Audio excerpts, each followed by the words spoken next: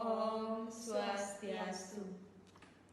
Halo teman-teman, kami dari kelompok 5 akan menjelaskan alat peraga yang kami buat mengenai materi organ pencernaan manusia dan hewan. Sebelum itu, perkenalkan, nama saya Nikomang Delia Sarasmita, absen 26. Nama saya Nikademia Pratnya Paramita, nomor absen 24. Nah, tanpa menunggu lama lagi, yuk simak video berikut ini.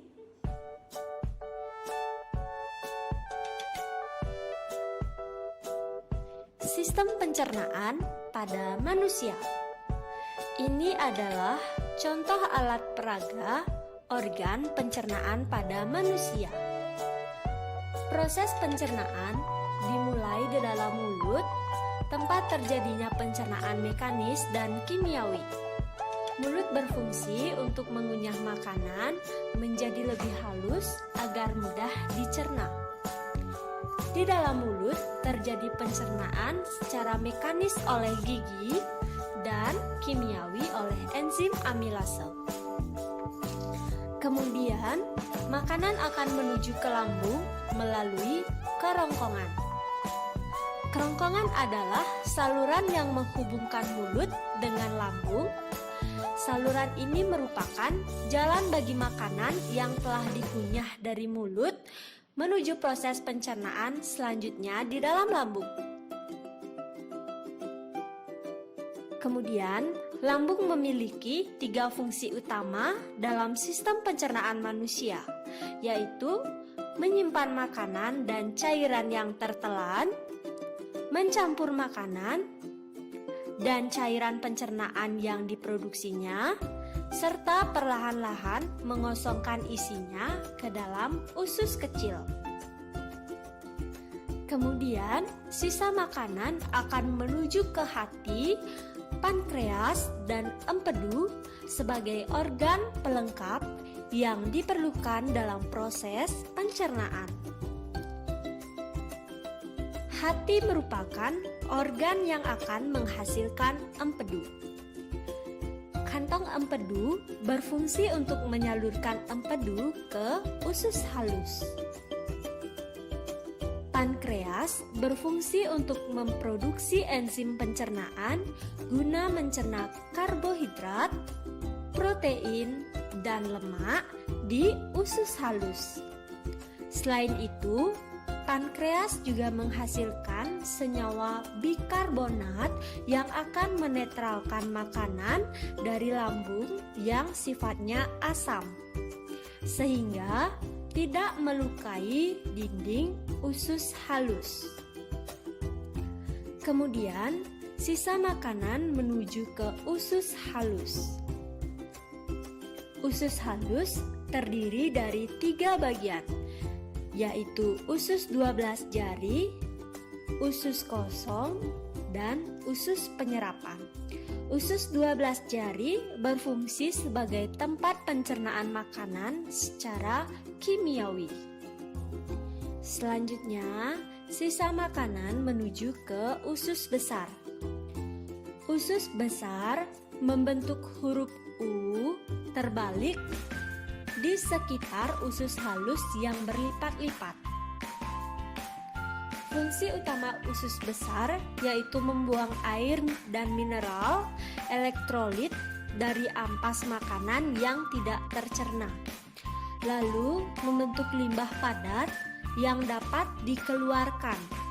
Bakteri dalam usus besar membantu memecahkan bahan yang tidak tercerna tersebut. Kemudian, sisa makanan menuju ke rektum dan anus. Rektum adalah bagian akhir dari usus besar yang berfungsi sebagai tempat penampungan feses sementara sebelum dikeluarkan dari tubuh. Saat rektum sudah mulai penuh, otot-otot di sekelilingnya akan terangsang untuk mengeluarkan feses. Inilah yang membuat teman-teman merasa mulas dan ingin buang air besar. Feses nantinya akan dikeluarkan melalui anus. Anus merupakan bagian paling akhir dari saluran pencernaan manusia yang berbatasan langsung dengan lingkungan luar. Fungsi anus tak lain adalah sebagai tempat keluarnya feses yang otot-ototnya bisa berkontraksi di bawah kendali yang mengatur pengeluaran feses. Sistem pencernaan pada hewan. Pada hari ini kita akan mempelajari mengenai organ pencernaan hewan, yaitu vertebrata dan invertebrata. Hewan vertebrata itu merupakan hewan yang memiliki tulang belakang, sedangkan hewan invertebrata tidak memiliki tulang belakang. Alat peraga yang saya buat yaitu alat peraga hewan vertebrata pada mamalia atau hewan menyusui. Pencernaan pada mamalia pada umumnya mirip dengan pencernaan manusia. Proses pencernaan dimulai dari rongga mulut dan berakhir di anus. Di alat peraga yang saya buat, saya menggunakan hewan ruminansia yang merupakan hewan yang memiliki 4 lambung, diantaranya rumen atau disebut perut besar, retikulum atau perut jala, omasum atau perut kitab, dan abomasum yaitu perut masam. Pertama, makanan akan masuk ke rongga mulut, kemudian dikunyah, lalu makanan tersebut akan menuju ke esofagus atau kerongkongan. Kerongkongan itu adalah saluran penghubung antara rongga mulut dan lambung. Lalu di lambung, makanan itu akan menuju ke perut besar atau rumen. Rumen merupakan tempat sementara untuk mencerna makanan setelah dicerna di mulut. Di rumen tersebut, makanan masuk ke perut jala atau disebut dengan retikulum. Di retikulum, makanan mengalami perlunakan sehingga terbentuk gumpalan-gumpalan kecil. Ketika hewan itu istirahat, gumpalan makanan itu dikembalikan ke mulut untuk dikunyah lagi oleh geraham. Setelah itu, makanan ditelan lagi masuk ke perut kitab-kitab atau omasum yang mempunyai kelenjar. Di sana terjadi penyerapan air dan pengunyahan. Dari perut kitab atau omasum itu, makanan diteruskan ke perut masam atau abomasum. Di sini makanan dicerna lagi secara kimiawi oleh enzim-enzim untuk selanjutnya masuk ke intestinum, kemudian ke usus besar. Usus besar itu usus yang sangat panjang yang di dalamnya hidup koloni bakteri yang bersimbiosis mutualisme membantu menghancurkan dinding sel tumbuhan. Selanjutnya, sisa makanan itu menuju ke rektum lalu dikeluarkan lewat anus.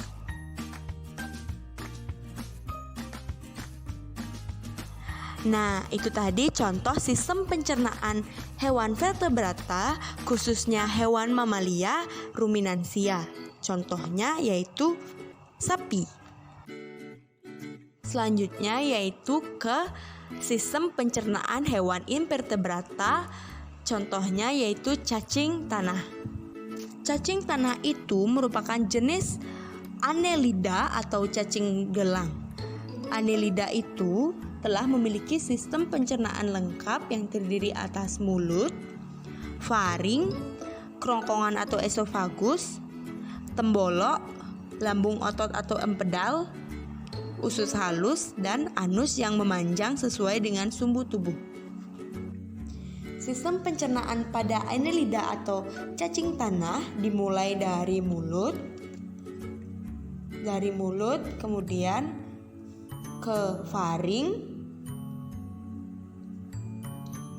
Dari faring itu kemudian menuju ke kerongkongan atau esofagus, lalu menuju ke tembolok. Dari tembolok langsung ke lambung otot atau empedal. Dari empedal itu makanan akan lanjut ke usus halus. Dan yang terakhir, makanan akan menuju ke anus, yang akan dibuang oleh anus.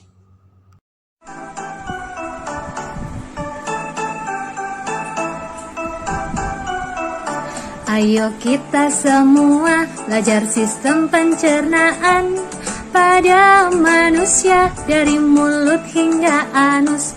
Pada manusia dari mulut hingga anus, makanan masuk mulut dikunyah oleh gigi, terjadi pencernaan mekanik kimiawi, terjadi pencernaan mekanik kimiawi. Lalu masuk rongkongan gerakan peristaltik, didorong ke lambung. Ada 3 macam enzim, ada pepsin, ada renin, ada juga asam klorid. Terjadi pencernaan secara kimiawi, terjadi pencernaan secara kimiawi. Terus masuk usus halus, terjadi penyerapan. Sari-sari makanan dibutuhkan oleh tubuh, sari-sari makanan dibutuhkan oleh tubuh. Usus besar serap air hingga sisakan ampas. Ampas langsung dibuang, dikeluarkan lewat anus.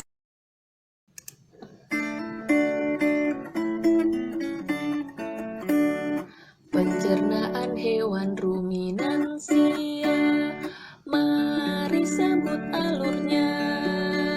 Makanan masuk ke mulut, ke esofagus menuju rumen. Setelah makanan jadi bubur, dikunyah kembali ke mulut.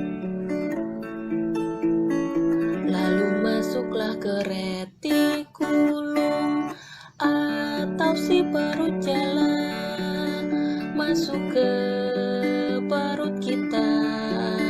Kita bisa sebutnya omasum, abomasum atau perut masam, ke usus kemudian ke anus.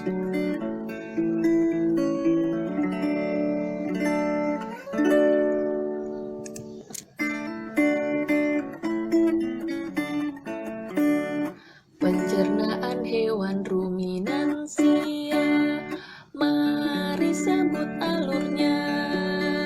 Makanan masuk ke mulut, ke esofagus menuju rumen. Setelah makanan jadi bubur, dikunyah kembali ke mulut. Lalu masuklah ke retikulum atau si perut jalan, masuk ke perut kita. Kita bisa sebutnya omasum, abomasum atau perut masam, ke usus kemudian ke anus.